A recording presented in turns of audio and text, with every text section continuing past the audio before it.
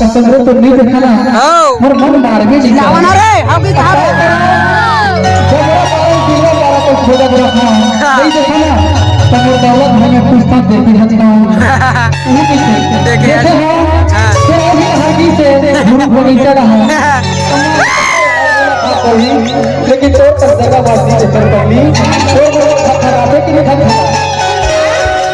जैसे तोर हाल है ना वैसे मोरो हाल है ताव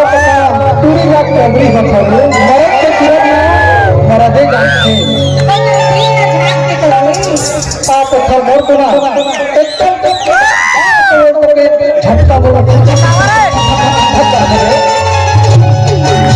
बाप हम कैसे ना सुनना बाप हम कैसे ना एक लोग वाला हो तो बदला हो तो दादी था